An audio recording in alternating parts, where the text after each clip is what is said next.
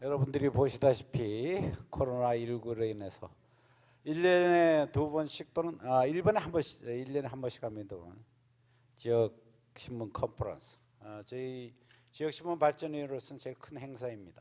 그런데 오늘 특히 두 번째 우리 특별 세션 2에서 이 경북 대구 지역의 여러 언론인들을 모시고 성민 매일신문 부국장께서 주제 발표를 해주시고 네 분이 같이 토론하는 그런 과정을 받겠습니다.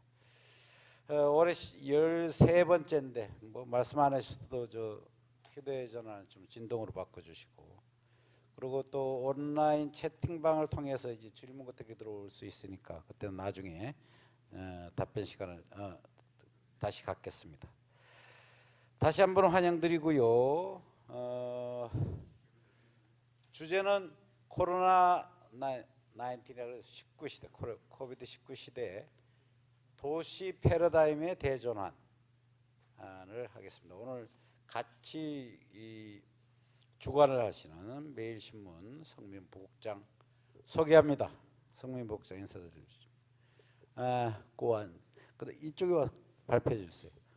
그 다음에 발표에 이어서 한 40 내지 45분간 발표를 해주셨습니다. 발표에 이어서 경북매일, 경북일보, 영남일보, 또 매일신문 네 분께서 토론을 같이 해주시는 그런 시간을 갖겠습니다. 예, 감사합니다. 예, 마스크 그 사회적 거리가 완벽히 확보되어 있는 관계로 마스크를 벗고 이야기해도 될 것 같습니다. 이번 그 세션은 코로나19 시대 그 도시 패러다임의 그 대전이라는 주제로 한번 이야기를 해보려고 합니다. 우리 대구 경북은 올해 2월부터 봄까지 봄을 아주 가장 최악의 봄을 보냈었는데요. 그때 우리 경험담들을 우리 이제 현장 취재 기자분들과 같이 나누는 그런 오늘 시간이 되겠습니다. 거기에 앞서 가지고 우리 올 봄에 있었던 대구의 각종 현상들에 대해서 제가 간략하게 정리하는 식으로 한번 이제 설명을 드리도록 하겠습니다. 이 그래프를 보면은 가장 쉽게 우리 대구 상황을 이렇게 한눈에 볼 수 있는데요. 2월 18일부터 한 4월 15일 사이에 아주 급격하게 이제 코로나19 확진자 증가세가 눈에 띕니다. 그 이후로는 상당히 안정세를 보이고 있는데요. 또 특징적을 보면은 우리가 이제 8월 15일 이후로 해서 또 잠시 동안 또 우리 전국적인 확산 추세가 있었는데, 대구는 보면은 8월 15일 전후해서 또 계속 안정적인 추세를 보이고 있습니다. 밑에 그래프는 우리 이제 그 완치자 추이도 이제 안정적으로 진행되고 있다는 걸 보실 수 있습니다. 자, 우리 이제 대구 상황을 보면은 첫 환자 발생 이후 한 2주 동안이 최악이었고, 그게 한 2달 정도 이렇게 지속되었다고 보면 됩니다. 요 참고 보시면은 거의 확진자 발생 그러니까 12일 만에 2,000명을 넘는 아주 그런 큰 위기 상황을 겪었습니다. 그 와중에 이제 큰 위기 중에서 이제 대구에서는 이제 코로나를 극복하고 또 위기에 대응하기 위해서 다양한 대책들이 생겨났었는데요. 물론 정부 차원의 어떤 적극적 지원도 있었지만, 대구가 그래도 이제 중국 우한과 이제 함께 코로나19의 가장 큰 핫 이슈 지역으로 등장하면서 새로운 것들을 많이 창출해냈습니다.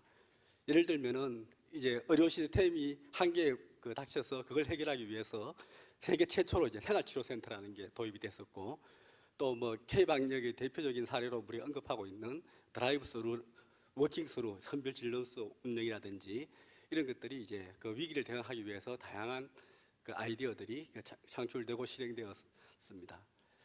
자, 그런데 이제 코로나 이제가 대구 지역에 확산하면서 사실 여러 가지 부정적이고 또 어떻게 보면 또 정치적인 의도도 깔려 있는 그런 악성 루머라 할까 조롱 이런 것들이 사실 뭐 언론에 회자되기도 했습니다. 주로 언론보다는 주로 SNS를 통해서 일부 이제 사람들의 이제 그런 게 있었는데 실질적으로는 진짜 대구시는 그 당시에 어떻게 했었느냐 하면은 저는 조롱과는 정반대로 그런 위기 속에서 대단히 어떻게 보면 일반 시민들은 차분했습니다. 놀랍도록 차분하고 그 다음에 의료진과 또 우리 행정당국은 아주 급박했고 아주 대조적인 모습을 보이고 있었는데요. 이런 아주 안정적이고 차분함 속에서 대구가 이제 이 위기를 극복할 수 있는 그런 힘이 있었지 않나 이런 생각이 듭니다. 시민들은 특별한 일이 없는 이상 스스로 자기가 이제 확진자가 아니어도 가급적 스스로 자가격리를 했고 그러다 보니까 거의 뭐 어떻게 보면 도시길이 마비됐다고 볼 수도 있는데 더 이상의 확산을 막을 수 있는 그런 움직임을 보여줬고 뭐 사회적 거리두기라든지 그리고 또 경제가 또 어려워지고 하니까 착한 임대인 운동 그리고 또 이 어려운 이 위기 속에서 또 어려운 사람들은 더 어려워지고 또 봉사하는 분들의 어떤 어려움을 덜기 위한 나눔과 봉사 활동들이 굉장히 활기차게 이제 진행됐습니다. 자, 이런 이제 대구의 모습에 대해서 뭐 국내에서는 뭐 SNS를 통해서 이런 뭐 조롱도 있었고 또 긍정적으로 또 칭찬하고 있는 그런 분위기도 있었습니다만은 해외 언론의 반응은 한마디로 놀라움과 경악이었습니다. 왜냐? 우리가 알고 있는 선진국이라 하더라도 이런 큰 위기가 닥치고 하면은 우리가 역시 뭐 언론 매체를 통해서 많이 봐왔듯이 폭동이 일어난다든지 뭐 도시가 난장판이 되죠. 그런데 오히려 위기 상황 속에서 대구의 모습은 자기들이 상상했던 것과는 전혀 다른 모습으로 비쳤기 때문에 세계 유수한 언론들이 이제 대구의 이 현상에 대해서 굉장히 이제 놀라워했고 감탄을 했다는 그런 말씀을 드립니다. 자, 그런데 지금 여기서 제가 이제 크게 두 가지를 한번 말씀드리고 싶어요. 첫째, 이제 대구 시민 입장에서 이래 본다면은 뭐 다양한 여러 가지 있었지만은 가장 지금도 계신 분들이 거의 마스크를 쓰고 계시는데 이 위기 상황 속에서 대구 시민들이 거의 100% 마스크를 착용했다는 것, 250만이 넘는 그리고 또 경북 지역까지 합치면 거의 500만이 넘는 550만 정도 되는 인구들이 스스로 자가격리를 한다든지 아니면 외출을 한다든지 움직일 때 거의 100% 마스크를 썼다는 거. 이 마스크라는 거는 이제 전염병으로부터의 일단 첫 번째 먼저 자기를 보호하는 측면도 있지만 또 상대방에 대한 배려이기도 하고 또 이 위기 속에서 공동체를 지키겠다는 또 그런 의지의 표현이라고도 볼 수 있다고 봅니다. 그래서 그런 모습은 굉장히 우리 시민사회의 또 성숙된 의식과 또 정신 이런 걸 보여주는 것이 아닌가라고 저는 나름대로 생각해 보고요. 또 한 가지는 사실 대구의 의료진입니다. 그러니까 일반적으로 이렇게 생각할 수도 있어요. 만약 대구가 아니고 뭐 대구 우리나라의 다른 도시에서 이런 일이 생겼어도 뭐 비슷하지 않았겠어라고 생각할 수 있는데 물론 그럴 수도 있습니다. 그런데 어떤 전문가분들은 만약에 대구가 아닌 다른 도시에서 예를 들어 서울이나 부산이나 뭐 다른 인천이나 큰 도시든지 작은 도시든지 만약에 이런 사태가 빚어졌다면은 대구만큼 대응할 수 있었을 것인가에 대해서는 부정적인 의견이 훨씬 많더라고요. 그래서 제가 왜냐고 물어봤어요. 첫 번째는 그겁니다. 이제 의료 인프라에 대한 문제죠. 그거는 의료 인프라가 기본적으로 갖춰지지 않으면 이런 위기가 있을 때 굉장히 이제 대응하기 힘듭니다. 다시 말해서 이제 의료 인프라가 취약한 이제 도시에서 이런 일이 벌어지면은 대응하기 힘들다는 측면이 하나가 있고 또 한 가지 이제 우리나라 공공의료는 전국적으로 좀 약간 취약한 편인데 뭐 그건 대구도 마찬가지입니다. 대구도 이제 공공의료기관이라고 하면은 경북대병원과 대구의료원 정도밖에 없거든요. 근데 여기에서 이제 다른 도시와 대구의 차이점이 나옵니다.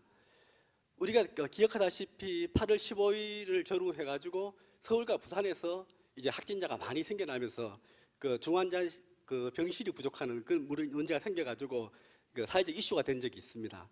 다행히 이제 더 이상 크게 확산이 되지 않아가지고 어느 정도 이제 마무리 지을 수 있었지만 만약에 그때 서울이나 부산에서 대구처럼 이런 일이 벌어졌다면은 제대로 대응하기가 어려웠을 것이다. 근데 왜 그러냐고 제가 한번 이렇게 여쭤보니까 물론 의료시설은 서울이 더 좋죠. 뭐 부산은 뭐 대구하고 뭐 비슷하다든지 아니면 조금 떨어질 수도 있지만 어쨌든 서울 부산의 의료 시설이 대구보다 못한 건 아닙니다. 그런데 뭐가 문제인가 하면은 우리가 그 메르스 사태 때 이제 국가가 민간 의료 자원을 많이 동원해 가지고 그 위기를 극복했었어요. 그런데 그 이후에 정부가 민간에 대한 보상을 제대로 하지 않았답니다. 그래서 민간 의료기관들이 굉장히 많은 손해를 봤었대요. 그 당시에 그런 경험이 있어가지고 서울과 부산에서 이제 그 8월 15일 이후에 코로나 확진자 확산되고 중환자가 됐을 때 자기 의료 시설을 이제 코로나19의 그 중환자 치료라든지 이쪽으로 옮기는 데 있어가지고 민간 부분에서 굉장히 꺼려했다는 거죠. 왜냐하면 손실이 생기면 그걸 다 덮어써야 되니까. 그런데 그만 대구에서는 이제 그런 일이 발생하지 않았었죠. 그래서 왜 그러느냐고 제가 여쭤보니까 이제 한마디로 이런 말씀을 하시더라고요. 전국 17개 시도 의사회 중에서 매년 의사들이 모여서 체육대회를 하고 단합대회를 하는 유일한 단체가 대구시 의사회랍니다. 그건 무슨 말인가 하니까 이런 위기 상황에서 비상자원을 동원할 때 그 어떤 그런 그 우리가 남이가 하는 게 어떤 부정적으로 보일 수 있는데 그런 위기 상황에서는 그런 민간 자원을 빨리 이렇게 동원하는 데 있어서는 그런 이제 사적인 어떤 연결고리들이 그리고 또 어떤 단합된 그런 그 우리가 이제 남이 아니다. 예를 들면 공공의료기관에 있는 의사들이나 민간 의료기관에 있는 의사들이나 그 경영 책임자들이나 우리는 남이 아니다. 그 도시가 위기에 처했을 때 우리가 함께 움직이는 게 당연하다라는 그런 의식들이 깔려 있었기 때문에 신속하게 그 민간 의료 그 대형 병원들이 혹시나 생길지도 모르는 막대한 불이익이라든지 이익의 손실을 또 감수하면서 적극적으로 참여했었다는 게 이게 굉장히 중요하다는 거죠. 물론 그 끝난 뒤에 상당 부분 이제 정부 그 차원에서 이제 그 보조 그리고 보조랄까 또 이제 보상이 지원되는 바람에 그 어떤 분들이 말씀하시기는 앞으로 만약에 대구에서 다시 어떤 위기가 발생한다 하더라도 이제 그 효과적이고 적극적인 어떤 그 의료 자원의 동원 시스템이나 마인드는 어느 정도 갖춰졌다는 이제 그런 평가도 하시더라고요. 어쨌든 그거는 이제 뒤의 이야기고 사전에 대구 의료인들 간의 어떤 서로 간의 이 네트워크 이게 그 갑작스럽게 닥친 이 감염병 위기에 대응하는데 굉장히 효과적으로 작용했다. 그리고 또 한 가지 여기 이제 우리 현장에 기자분들 계십니다만은 이제 위기 상황에서는 이제 정부 중심의 어떤 이제 강제 동원 이제 그 체제가 형성되기가 쉬운데, 그런데 우리가 이제 자유민주주의 체제를 구축하고 있는 이상 이 강제 동원 체제가 신속과 효과적으로 먹히기는 쉽지 않습니다. 민간의 합의라든지 동의, 적극적인 참여가 없는 이상. 이런 이제 가버넌스의 중요성에 있어서 아마 우리 지역 언론의 역할도 상당한 기여를 했다. 왜냐하면 그렇게 서로 협조하도록 이렇게 분위기를 만드는 데 있어서 저는 이제 그런 생각을 합니다. 그런 측면에서 대구의 위기 대응에 있어서 하나의 좀 남다른 측면이 있지 않았나 이런 말씀을 한번 드려봅니다. 자, 그럼 지금은 어쨌든 뭐 코로나 큰 위기는 이제 지나갔지만 뭐 계속 뭐 수십 명 또 수백 명 단위의 계속 환자가 확진되고 있고 코로나와 함께 하는 그런 세월이 뭐 계속되고 있습니다. 제가 들어올 때도 한 20분 정도 걸렸는데 헤매기도 했지만 뭐 열체크하고 소독하고 이런 단계를 이제 거치는데 아마 이런 게 일상화되지 않을까 생각을 해봅니다. 자, 우리가 이제 과거로 돌아가고 싶은 생각은 있지만 이제 많은 분들은 이제 코로나 이후에 포스트 코로나라는 말이 한때 있었는데 이제는 포스트 코로나라는 말이 이제 사라지고 위드 코로나라는 말이 이제 정착하고 있는 것 같습니다. 한동안 우리는 코로나와 함께 살아갈 수밖에 없다. 코로나 이전의 세계와 코로나 이후의 세계는 달라질 수밖에 없다. 그런 데 대해서 대체로 동의를 가지고 있는 것 같습니다. 그래서 이제 이 코로나19로 인해서 우리는 이제 이전과 전혀 다른 새로운 세상이 이제 펼쳐지고 있다고 이제 주장하는 사람들이 있습니다. 그래서 뭐 패러다임의 전환이라는 말을 쓰고 있습니다. 자, 그 전염병이 인류 역사를 바꾼 사례는 뭐 코로나19가 처음이 아니고요. 여기 보면은 이제 아주 오래 전에는 우리 천전두가 인류사를 바꿨고, 그 다음에 또 흑사병, 우리가 잘 아는 흑사병, 그 다음에 또 19세기에는 뭐 장티푸스, 콜레라 이런들이 인류 역사에 큰 영향을 미쳤습니다. 이와 마찬가지로 코로나19도 아마 인류 역사에 큰 그 분기점이 될 것이다. 많은 분들이 그렇게 예상하고 있습니다. 자, 그 전문가들이 뭐 다양한 견해던데요. 뭐 한마디로 이제 정리해 보면은 우리는 한동안 코로나19와 함께 살아가야 하고 세상은 많이 달라질 수밖에 없을 것이다. 이렇게 결론 지을 수 있을 것 같습니다. 자, 그러면 이제 새로운 시대는 어떤 시대냐? 오늘 우리 그 강의도 아주 소수의 사람들만 모여서 지금 이제 영상으로 찍어서 이제 스트리밍 서비스를 하고 있는데요.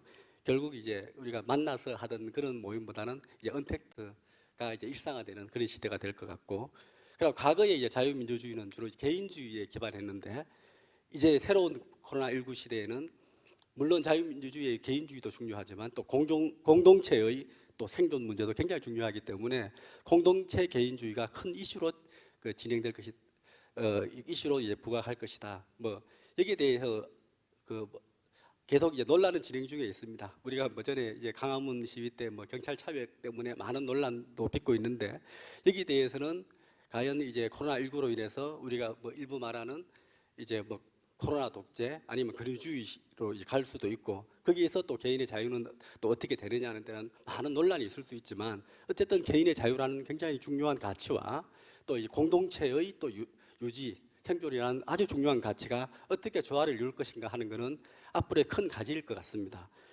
그다음에 뭐 그 이제 산업 구조가 이제 디지털 경제로 이제 가속화할 것이라는 것은 이제 누구나 다 이제 인지하고 있는 것이고요.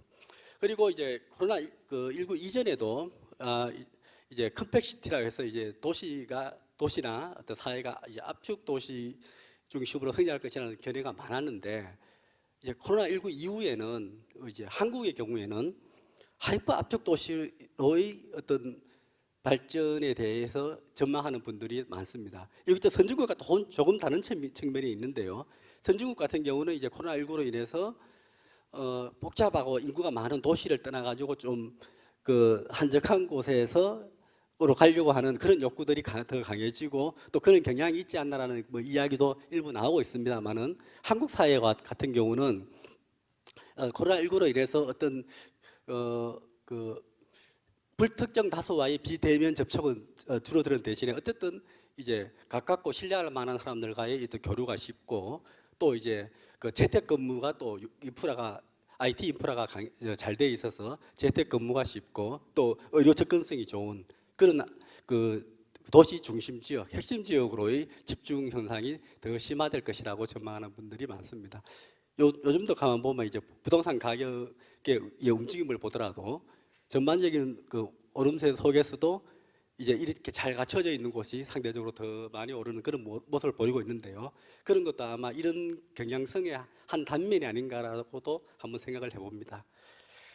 자, 이제 지금 현재 대구의 요즘의 이제 모습을 한번 이렇게 정리해 보면은 이제는 그 대구 시민들이 아주 큰 어떻게 보면 홍역을 이제 치르다 보니 이제 일상화되어 있는 거죠. 이런 그 이제 코로나에 대해서. 앞에서 보셨다시피 뭐 마스크 착용은 그냥 뭐 너무나 이거 당연한 거고, 그리고 사회적 거리두기라든지, 그리고 이제 가급적 뭐 특별한 일이 없으면은 재택근무, 또 특별한 요즘도 우리 현장 취재기자들도 그런데 특별한 일 없으면 꼭 회사에 들어올 필요 없다. 그래서 현장에서 일 끝내고 퇴근하고 필요하면은 뭐 카톡이나 또 뭐 전화로 하면 되니까 같이 불필요하게 많이 만나지 마라. 뭐 그런 회식도 가급적이 아니고 거의 없어진 것 같아요, 그죠? 이렇게 이제 일상생활이 많이 바뀌었습니다. 그리고 이제 그 언택트 관련된 많은 것들이 이제 발달하고 있고, 그러다 보니까 뭐 오늘 우리 컨퍼런스처럼 이제 화상 회의라든지 뭐 이런 것들, 비대면 모임 회의 이런 것들이 굉장히 잦아지고 있습니다. 그리고 또 일부에서 보면은 이제 언택트로만 모든 걸 다 할 수 없고 그렇다고 해가지고 많은 사람들이 또 모일 수도 없고 하다 보니까 이게 좀 믹스되는 현상도 나타나고 있어요. 예를 들면 이제 소수의 사람들이 모여서 이제 그 모임이라든지 각종 행사를 진행하고 그렇게 참석하지 못하는 사람들은 또 영상을 통해서 또 이제 거기 또 간접적으로 참여하고 하는 이런 브랜디드한 그런 이제 문화 활동이라든지 행사들도 굉장히 활발화되고 있습니다.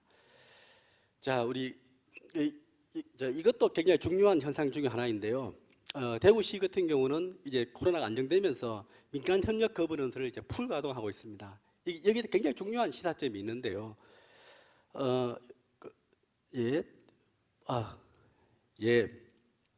이게 정책 결정의 재집중과 그 탈집중이라는 이 말은 굉장히 중요한 이슈인 것 같습니다. 일단 위기가 닥치게 되면은 어쨌든 그 중앙 중앙 정부 또 이제 그 행정력을 집행하는 그 이제 정부 기관의 힘이 강해질 수밖에 없죠. 위기에 대응하기 위해서.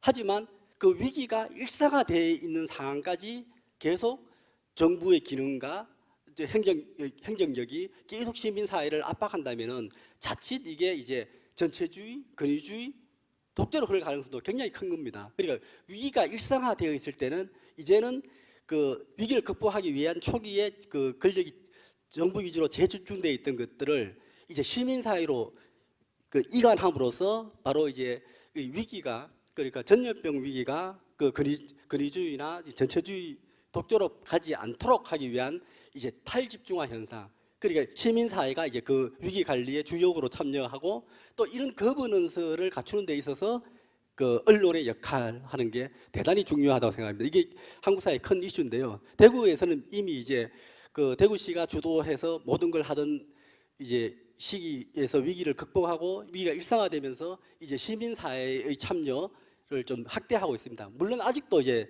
그 시 주도성이 강하긴 합니다만 앞으로 점점 더 이제 민간 주도로 또 거기 그 생활화되고 또 시민의 권익을 보호하는 차원으로 이제 발전해 가야 할 것입니다. 아직 이제 우리나라 국가 차원에서 보면은 아직 이제 중앙 권력이 지금 현재 전염병 관련해 가지고 모든 걸 좀 통제하는 그 상황에 있는데 앞으로도 이제 우리 국가 차원에서도 이제 그 정부 중심보다는 이제 민간 중심의 어떤 참여와 협력 그리고 또 그 정보의 어떤 뭐 공개랄까 또 투명성 이런 것들을 높여야 할 그럴 과제가 있지 않나 이런 생각을 해봅니다.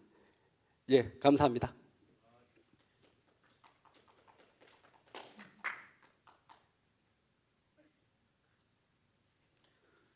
성민 부국장님 감사합니다. 특히 그 디지털 담당 부국장이라 이런 트렌드에 대해서 아주 잘 아시는 것 같습니다.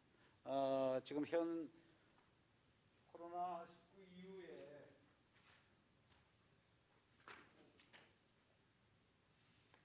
대구 경북이 제일 먼저 얻어맞았고 처음에는 막 지시의 대상이었는데 사실은 여러 가지 대구가 지금 뭐 청정 지역이라 그러고 실제로 그 당시에 그 감동적인 그 일화들이 많았기 때문에 그 부분에 관해서 잘 정리해 주셨어요.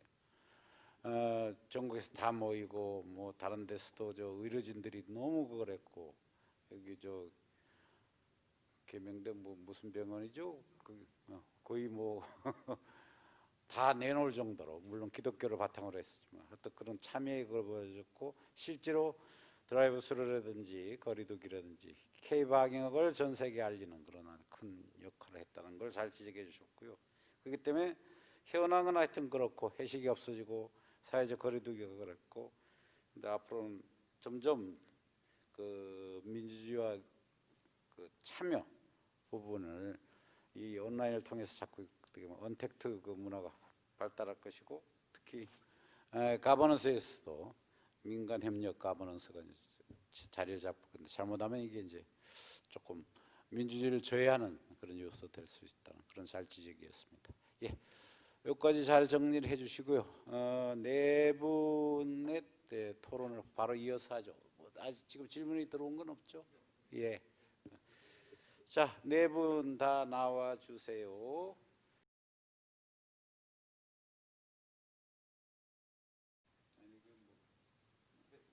예. 금방 발제해 주신 매일신문의 성면 부국장님 잠깐 일어나세요. 그다음에 예, 경북매일신문의 김영대 부국장님 오셨습니다. 자, 박수 부탁합니다. 그다음에 경북일보 영남일보의 노인옥 기자님 오셨습니다. 얼굴까지는 잘 보이질 않습니다. 그다음에 경북일보의 김현목 차장님 예 오셨습니다.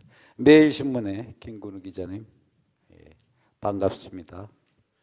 예, 오늘 그 대구 지역, 대구 경북 지역의 코로나 부분을 발제해 주셨기 때문에 뭐 이야기하실 것들이 좀 있을 것 같습니다. 그래서 토론이라기보다 여러 가지 그 일상적인 또 취재하면서 겪었던 이야기도 좀 나눠주셨으면 좋겠습니다.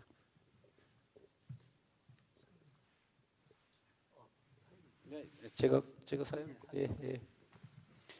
저희들이 제일 일반적으로 궁금했던 거는 대구 경북 지역이 아주 초초의 일이었기 때문에 이걸 어떻게 대처해 나가는지 이게 제일 궁금했는데 전국에서 그렇게 진짜 많이 몰렸던 이유가 뭐라고 생각하십니까?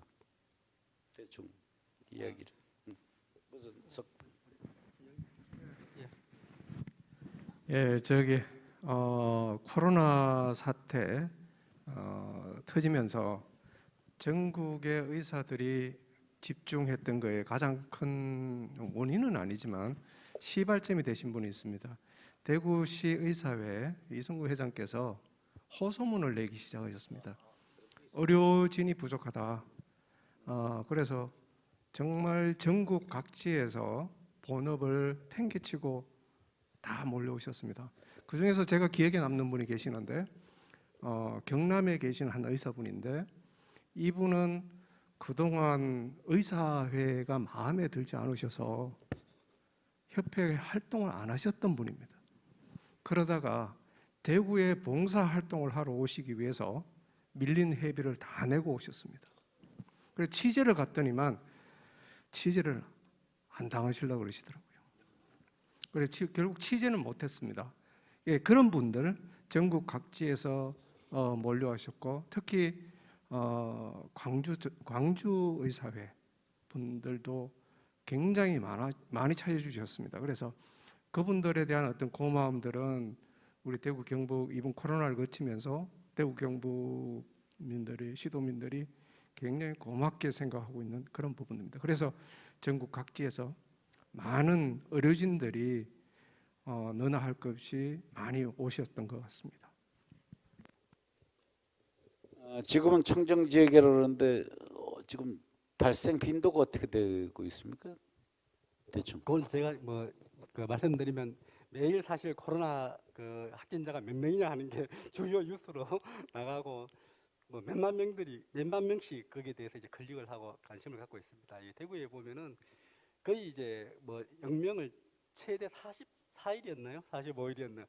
43일 동안 이제 영명을 기록하다가 또 해외 유입 한두 명 들어오고 최근에 또 이제 어느 이제 교회에서 한 6명이 또 나오는 바람에 다시 또 이제 비상이 걸리고 하는데 아마 이제 대규모 일의 발생은 아니더라도 산발적으로 한두 명씩 두세 명씩 아니면 특정 집단이 있으면 거기에 이제 여러 명씩 이렇게 발생하다가 다시 또 또 영병이 나오기도 하고 하는데 이게 제가 생각하기로는 사실 매일매일 이제 확진되는 사람이 그렇다는 거지 어떻게 보면은 이제 무증상 감염자가 우리 사회에 그냥 이렇게 산재해 있다 이렇게 보시는 것이 맞을 것 같고요.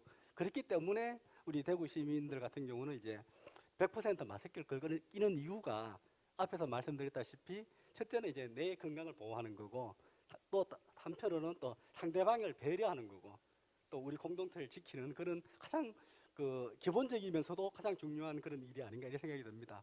그래서 그날 확진자가 몇 명이라 해가지고 그게 전부냐 그건 아니죠. 그날 확진된 사람이 그렇다는 겁니다. 그렇게 이해하는 게 이제 바람직하다고 그렇게 생각합니다. 예. 예. 경북일보 김용욱 차장 현장을 좀 보셨는지 모르겠는데 저희 좀 처음에 할 때 좀 특징적인 거 뭐였냐면 이 신천지하고의 관계, 그다음에 또 청도의 요양병원 그것도 나 처음에는 신천지하고 연결되고 그랬는데 그런 현상 우리 무슨 종교죠. 종교하고 그다음에 이 병하고의 관계, 그다음에 노인 요양병원. 하여튼 우리들한테 함의는 대구 경북이 워낙 센 지역이라 그런 것도 있었는데 왜 그게 다 그쪽으로 몰리느냐 그런. 근데 그 질문은 조금 제가 봤을 때는 좀 잘못된 것 같고요. 그건 대구 경북이라서의 문제가 아니고 어쨌든 어떤 특정 집단이 조금은 방심한 틈을 타서 그게 어떻게 보면 하필 대구에서 발생한 것이지. 그러니까 앞뒤가 잘못 반대라고 저는 보거든요.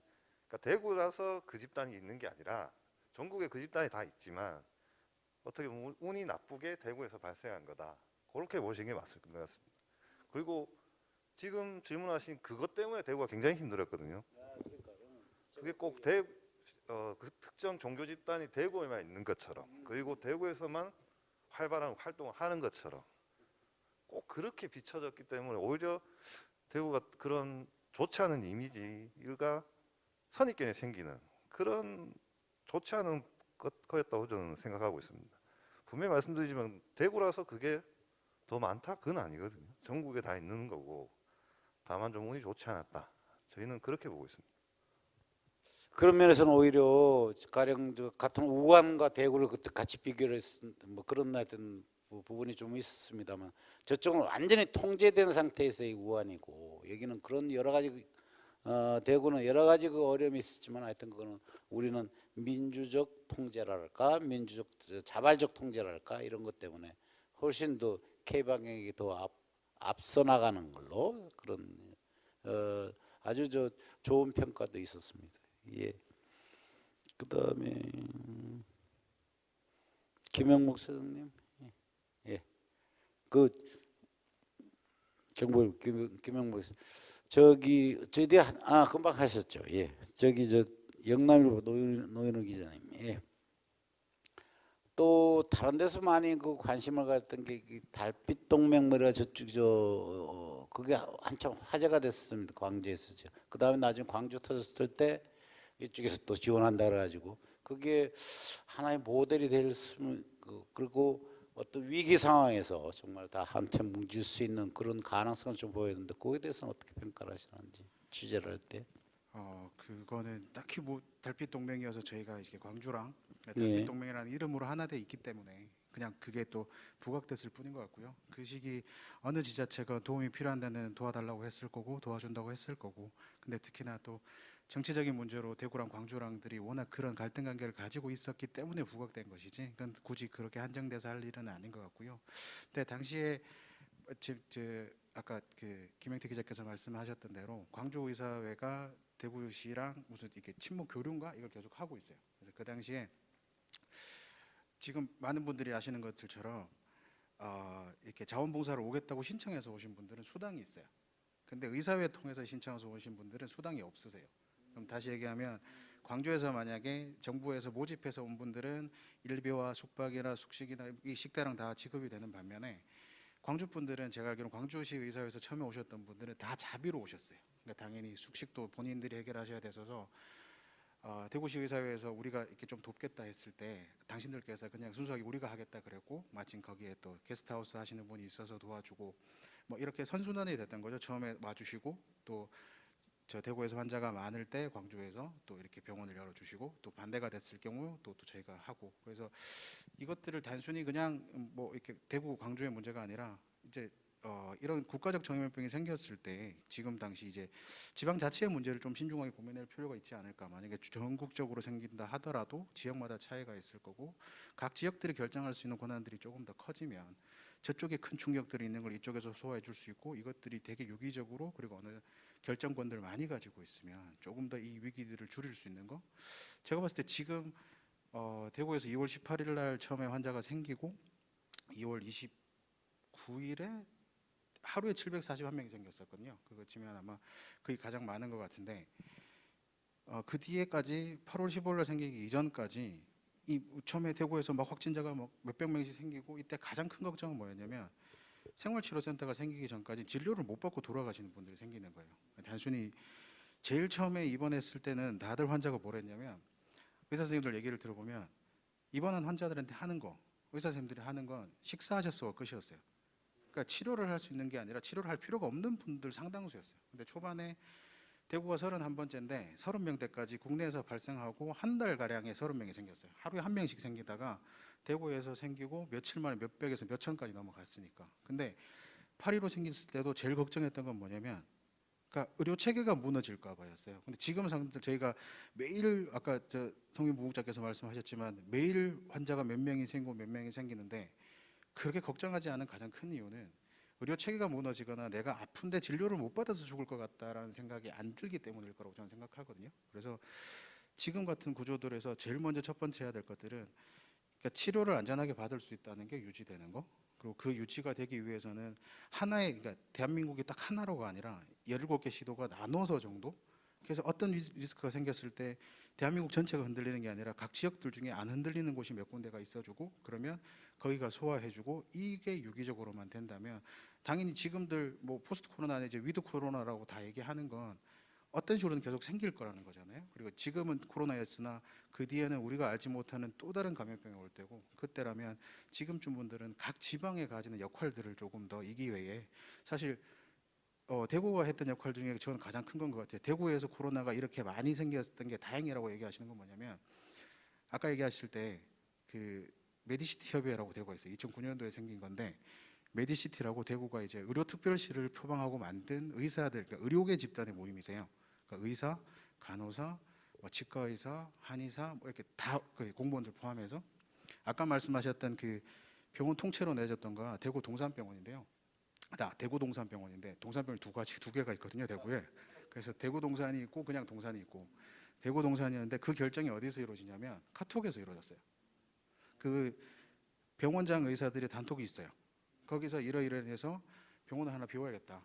근데 가능한 데를 찾았을 때 대구 동산이었던 거예요. 근데 여긴 사립대학에 있는 병원이니까 그 이사장이나 학교 측에 답이 나와야 되잖아요. 그 답이 나오기 전에 우리는 그걸 하겠다는 것들을 여기서 단톡에서 만들어요. 그 병실들이 없었을 때 병원장들이 우리 병실이 어떻고들이 이렇게 단톡을 하세요. 그런 식의 유지들이 가능한 구조여서 대구가 이겨냈던 거거든요. 말씀하신 대로 이렇게 의사들 모임이나 의료인들 모임이 이렇게 유기적으로 돌아가는 구조가 제가 알기로는 전국에는 없어요.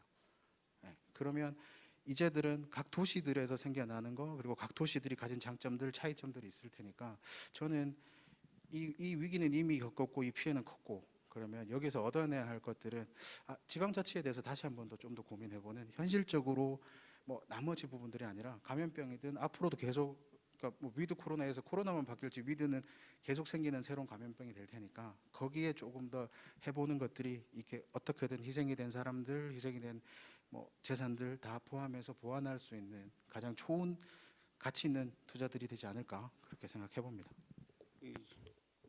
또 아이 노현우 기자님 저 평가를 보니까 저 YTN이나 저쪽 가서 좀 이야기를 해주셔야 될 것 같습니다.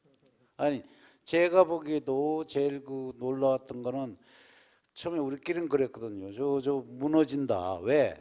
지방자치가 워낙 약하니까 옛날 저 TK가 아니다. 우리는 그렇게 생각. 그리고 질본이나 이쪽에서 그렇게 많은 지원을 해야만 가능한데 여기에 시장부터 뭐 하여튼 그걸 막아냈더란 말이에요. 그게 그 뒤에 경기 서울이 오히려 위험해질 정도로 그렇게 잘했던. 그래서 지방자치의 가능성 이런 것도 다시 한번 생각해봤던 그런 것 같습니다. 그리고 워낙 뭐 매일 KBS 재난방송 YTN 뭐 매일 방송을 해서 저희들은 뭐 매일 그것만 틀고 있었잖아요. 근데 그 중에 잘 아직 알려지지 않은 부분이 뭐였냐면 많이 여기 의료진들한테 고맙게 손짓 것도 많이 하고 있는데 실제로 그 뒤에 보상에 관해서는 중앙지도 그렇고 별로 얘기가 없었어요. 제대로 그게 됐는지 그분들은 흡족은 못해도 어느 정도 그 마음을 풀어줄 수 있었는지 그걸 잘 모르겠어요. 그 부분에 대해서 지역지에서도 사실은 뭐 구체적으로 해서 이 보도가 계속해서 이어지지 않았던 점, 아쉬웠던 점이 사실은 좀 있었는데요.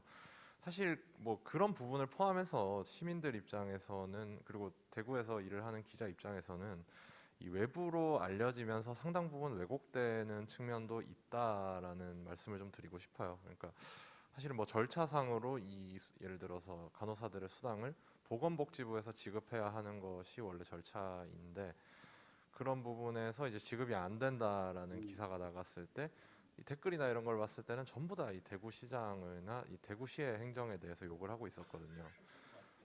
아까 전에도 이제 지방자치에 대해서 계속 말씀을 해주셨습니다만 사실 권영진 대구시장이 코로나19가 터지고 나서 인터넷상에서 뭐 이렇게까지 대구시장이 주목받은 취임 이후에 이렇게까지 전국적인 매체에서 주목받은 게 없을 정도로 굉장히 많은 매체 보도를 받았는데 그때마다 이제 여론 자체가 아니, 대구시장은 왜 이렇게 자기가 뭐 하는 거는 없고 중앙정부와 협의해서 중앙정부의 지원을 받아서 왜 자꾸 중앙정부 이야기를 하느냐라는 이야기가 달렸어요. 근데 사실은 뭐 현장에서 행정하시는 분들도 마찬가지시겠지만 이제 저희처럼 이제 그런 행정을 옆에서 지켜보는 기자들 입장에서 제일 답답했던 게 뭐냐면 정말로 할 수 있는 게 없었어요. 이 지방자치단체 장의 권한이 그만큼 우리나라에서 굉장히 위축이 되어 있는 상황이고, 사실 뭐 말로만 지방자치지 조선시대 때부터 굉장히 오랫동안 중앙집권 국가를 유지해 왔다 보니까 국민들의 생각 자체도 내가 대구 시민이라는 생각을 하기 이전에 사실은 뭐 한국 사람이라는 생각을 더 많이 하고, 뉴스 같은 경우에도 뭐 지역 지역에 계시는 모든 기자들이 체감을 하는 문제겠습니다만 우리 지역 얘기보다는 서울 강남에서 일어나는 얘기에 더 밝은 뭐 그런 상황이 계속 이어지고 있거든요.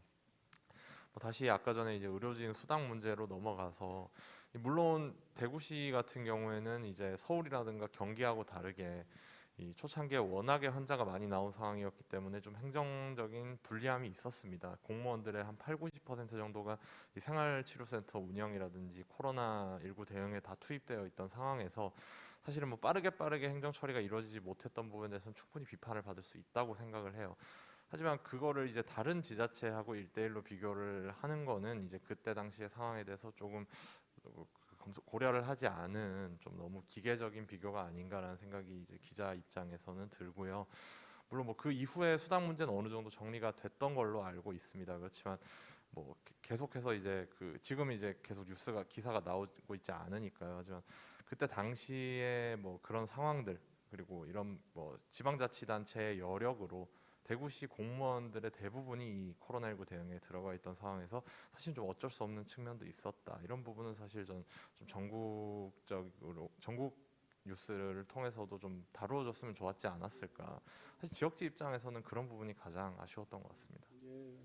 예, 그 부분입니다. 오늘 이 저 지역신문 컨퍼런스에서도 아주 중요한 지점이 그런 걸 통해서 어떻게 보면 지역 신문이나 지역 언론이 우리가 이게 할 일이 있구나.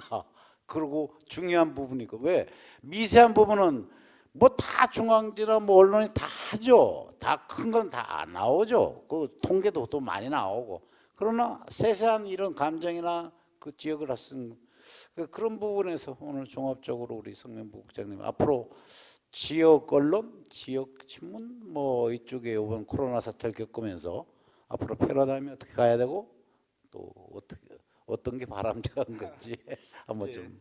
하여튼 뭐 제 개인적 경험을 먼저 한번 예. 말씀드리면, 뭐 이제 코로나19 와중에 뭐 저는 거의 뭐 재택근무를 하다시피 했고, 어떻게 보면은 또 이제 급박한 상황에서 약간 삐껴나 있었는데 집에 있는 전화가 왔더라고요.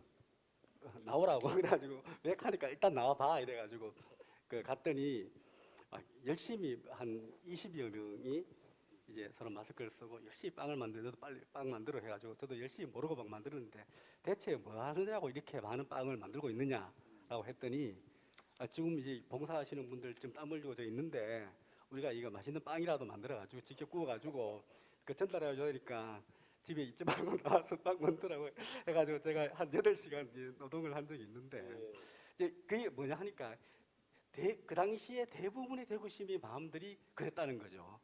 그래서 이제 저는 뭐 계획되지 않게 참여를 해본 경험이 있는데, 그걸 보면서 이제 위기 상황에서 우리 이제 그 시민 정신이 이렇게 돋보이는구나라는 이제 그거는 어떤 한국민의 또 특성이기도 한 것 같아요. 위기에 강하잖아요, 우리 민족이. 그런데 이제 우리 민족의 문제가 뭐냐 하면은 위기에는 강한데 위기를 막는데 노력이 부족하고 위기 이후에 너무 태만한 이런 문제가 이제 우리 한국 사회의 큰 문제 중에 하나라고 생각하는데, 저 코로나19도 마찬가지로 생각합니다.